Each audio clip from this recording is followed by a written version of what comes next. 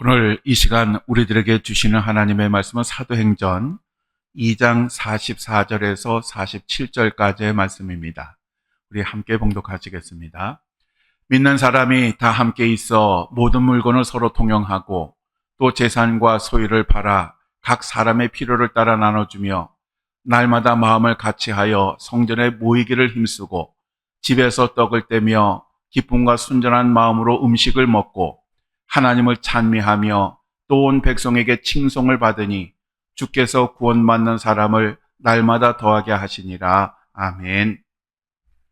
오늘 이 저녁에는 사도행전 2장 44절 47절 말씀을 가지고 사도신경 13번째 성도가 서로 교통하는 것에 대해서 함께 말씀을 나누겠습니다. CCM 찬양 중에 즐거운 모임이라고 하는 그런 그 찬양이 있습니다. 여러분이 노래를 아시는지 모르겠어요. 제가 앞부분만 조금만 좀 불러드리면, 작은 광주리에 모세를 알죠. 어두운 구덩이에 예레미야도, 큰 물고기 속에 요나도 알죠. 방주 속에 있던 노아 가족도 모두 만나보겠네. 천국에 가면 보겠네. 내 죄가 용서받아 자유케 됐네. 모두 만나보겠네. 천국에 가면 보겠네.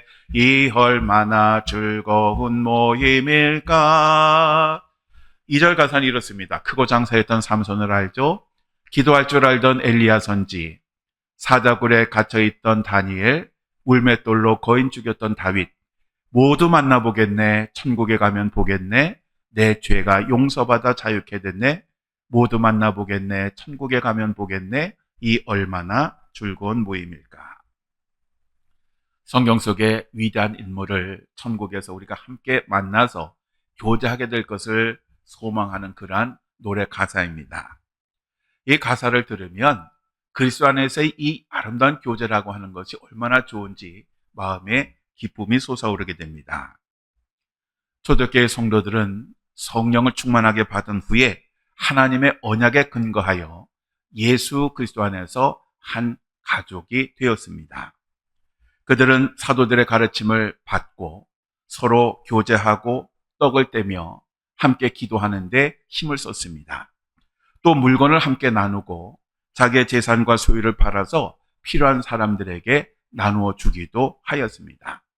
또 성전에 모여서 함께 찬양하고 예배도 드렸습니다.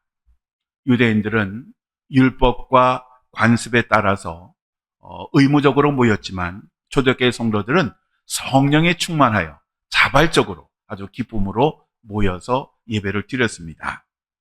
그리고 그들은 함께 넓은 공간이 있는 집에 모여서 음식을 나누었습니다. 성찬도 함께 나누었고 애찬도 함께 나누었습니다. 초대교회들이 성도들이 이렇게 모였던 이유는 하나님을 찬미하는 데 목적이 있었습니다. 그런데 이 초대교회 성도들이 이렇게 모이고 교제하는 모습이 주변 사람들을 보기에는 참 너무 좋고 아름답게 보였습니다. 사실 당시 유대 사회에서 이 교회는 이단과 같이 취급이 되었습니다. 따라서 그들은 부정적인 시각으로 볼 수밖에 없었습니다. 그럼에도 불구하고 초대교회 성도들이 사랑하는 모습, 그리고 예배드리는 모습, 그리고 그 교제하는 모습이 사람들이 보기에는 정말 이전에 보지 못했던 놀란 모습들이었습니다. 그래서 이러한 하나님의 말씀을 삶에서 실천하는 그들의 모습은 예수님을 믿지 않는 사람들을 교회로 끌어들이기에 아주 충분했던 것입니다. 이 세계의 사상가였던 셀서스가 진실한 담화라고 하는 책을 썼습니다. 이 책은 역사상 최초로 기독교를 비판한 그러한 책입니다. 이 책에 보면 셀서스는 초대교회 성도들을 이렇게 비판했습니다. 그들은 논리와 상식을 벗어난 사람들이다. 그들은 인사도 나누기 전에 사랑하며 알지도 못하면서도 사랑한다. 셀서스의 이러한 비판은 초대교회 성도들이 예수 그리스도의 사랑을 얼마나 적극적으로 실천했는지를 보여주는 그러한 증명이 되고 있습니다. 초대교회 성도들은 상대방의 경제적 상황이나 사회적 지위나 사상적 배경이나 인종이나 민족을 따지며 사랑하지 않았습니다. 인사도 나누기 전에 사랑하고 알기도 전에 사랑한다라고 하는 말은 이 초대교회 성도들이 예수 그리스도의 그 사랑을 말로만이 아니라 삶에서 그대로 실천하고 있음을 증명하는 그러한 말입니다. 이러한 초대교회 성도들의 삶을 통해서 하나님은 구원받는 사람들을 날마다 더하여 주셨다라고 오늘 본문 말씀에 기록을 하고 있습니다. 사실 개인주의화 되어가는 현대교회에서 신앙생활하는 우리로서는 상상하기 쉽지 않은 그러한 모습이었지만 당시는 보편적인 그러한 모습이었습니다. 하나님은 우리가 이 땅을 살면서 천국을 경험할 수 있는 것을 두 가지 주셨습니다. 하나는 가정이고 하나는 교회입니다. 왜 이 가정과 교회가 천국을 경험할 수 있는 가장 좋은 곳이냐 하면 바로 이곳에 하나님의 사랑이 이루어지기 때문에 그렇습니다. 즉 천국이란 사랑이 온전히 이루어진 곳에 이루어지는 것입니다. 우리가 사도신경을 고백하는데 사도신경 가운데는 이런 내용이 있습니다. 성도가 서로 교통하는 것과, 여기서 이 교통이라고 하는 단어는 영어로 커뮤니언인데 이것은 성찬식을 의미하기도 하고 교감을 의미하기도 하고 공동체를 의미하기도 합니다. 따라서 사도신경에서 고백하는 성도의 교통이라고 하는 말은 세 가지 의미가 있습니다. 첫째는 성도의 교통이란 함께 행하는 것입니다. 우리는 예수 그리스도를 머리로 하는 몸의 지체가 된 사람들입니다. 에베소서 5장 30절에 우리는 그 몸의 지체임이라 라고 말씀하고 있습니다. 한 몸의 지체는 절대로 따로 놀면 안 됩니다. 고린도서 12장 25절에서 26절에는 몸 가운데서 분쟁이 없고 오직 여러 지체가 서로 같이 돌보게 하셨느니라. 만일 한 지체가 고통을 받으면 모든 지체가 함께 고통을 받고 한 지체가 영광을 얻으면 모든 지체가 함께 즐거워하느니라 라고 말씀하고 있습니다. 그러므로 우리는 예수 그리스도 안에서 하나가 되어야 하고 그리고 함께 가야 합니다. 예수님의 제자들은 참으로 부족하고 허물이 많은 그런 사람들이었습니다. 나이값도 제대로 하지 못했고 예수님의 가르침도 깨닫지 못했습니다. 예수님을 모른다고 부인했고 예수님을 팔아먹었고 체포 대신 예수님을 버려두고 도망을 갔습니다. 그렇지만 예수님은 끝까지 그들을 포기하지 않으셨습니다. 오히려 부족한 제자들에게 성령을 부어주셨고 그 제자들을 통해서 이 땅에 교회를 세우셨습니다. 우리는 서로의 부족함을 비판하고 정죄하고 멀리하는 것이 아니라 서로의 허물을 덮어주고 도와주고 함께 가는 그러한 가족이 되어야 합니다. 바로 그것이 진정한 교제요 교통인 것입니다. 두 번째로 성도의 교통이란 사귀는 것을 의미하는 것입니다. 즉 성도의 교제를 의미하는 것입니다. 성령의 인도하신 가운데 우리들은 항상 함께 먹고 마셔야 됩니다. 우리가 세상의 모임과는 구분이 되어야 됩니다. 우리가 세상의 구분과 다른 것은 우리의 교제 가운데 하나님의 말씀도 있고 성령의 역사도 있고 기도도 있고 봉사도 있음을 의미하는 것입니다. 만약에 이것이 없다면 교회에서 모임이 세상에서의 모임과 다를 것이 없는 것입니다.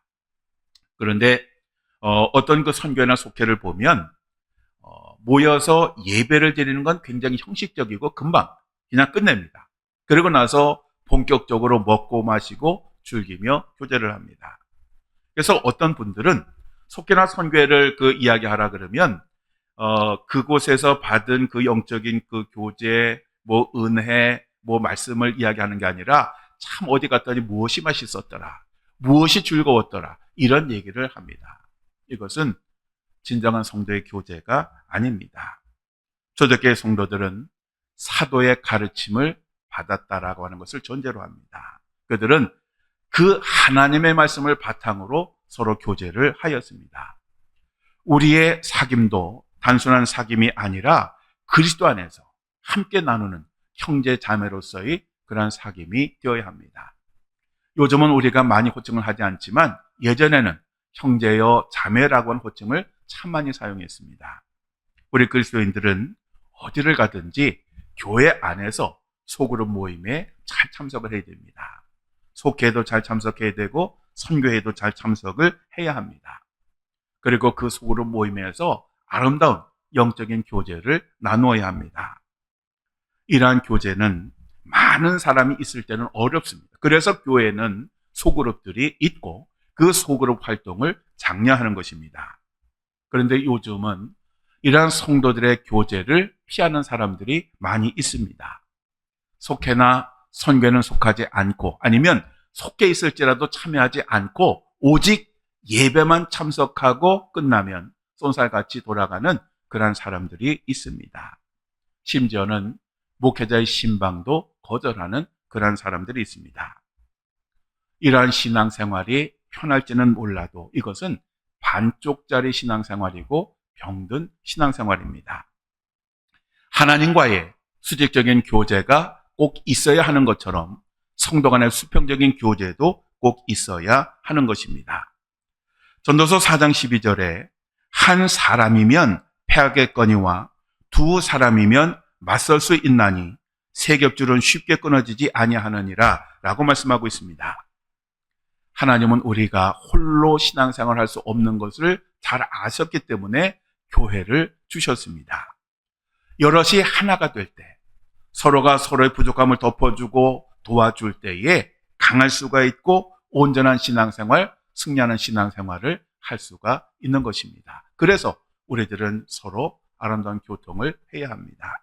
그리고 세 번째로 성도의 교통이라고 하는 것은 성찬식을 통한 예수님과 성도들의 신비한 연합을 의미하는 것입니다. 우리는 성찬식을 행함으로써 주님의 몸과 피를 먹고 마십니다. 이것의 중요한 의미는 우리가 그럼으로써 주님과 하나 된다라고 하는 그러한 의미입니다. 더불어 주님의 몸과 피를 함께 먹고 나눔으로써 우리 모두가 참된 형제 자매가 됨을 의미하는 것입니다. 수평적인 관계가 없이 수직적인 관계만을 생각하는 성찬식은 참된 성찬식이 아닙니다. 십자가는 수직과 수평이 합쳐져야 십자가가 됩니다.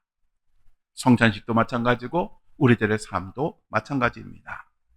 사랑하는 성도 여러분, 만일에 우리들에게 자녀가 여럿이 있는데 이 자녀들이 매일 서로 갈등하고 싸우고 각기 논다라고 하면 그러한 모습을 바라보는 그 부모의 마음이 얼마나 고통스럽겠습니까? 마찬가지로 우리 모두는 예수 그리스도 안에서 한 형제자매 된 사람들이고 지체가 된 사람들입니다. 그런데 우리가 서로 갈등하고 싸우고 적대시한다라고 하면 우리를 바라보신 하나님의 마음이 얼마나 아프겠습니까? 그래서 사도 바울은 우리들에게 이렇게 권면합니다. 너희가 부르심을 받은 일에 합당하게 행하여 모든 겸손과 온유로 하고 오래 참음으로 사랑 가운데서 서로 용납하고 평안에 매는 줄로 성령이 하나 되게 하신 것을 힘써 지키라. 즉 우리는 성령의 도우심 가운데 그리스도 안에서 서로 사랑하고 서로 화목하고 서로 돕고 서로 섬기는 그러한 교회를 이루어야 합니다. 그럴 때에 바로 우리들의 교회는 작은 천국이 될 것이고 그렇게 작은 천국이 될 때에 하나님은 우리 교회에 날마다 믿는 이들을 더하실 것입니다. 저는 우리 산성교회가 정말 작은 교회지만 자부심을 갖는 것은 사랑으로 하나 되는 교회라고 하는 것입니다. 힘들어하고 어려운 성도들을 정말 본인의 문제처럼 안타까워하며 도우려고 하는, 함께 나누려고 하는 그 모습이 얼마나 좋은지 모릅니다. 우리 하나님도 아마 우리 산성교회를 보시면서 기뻐하시리라 믿습니다.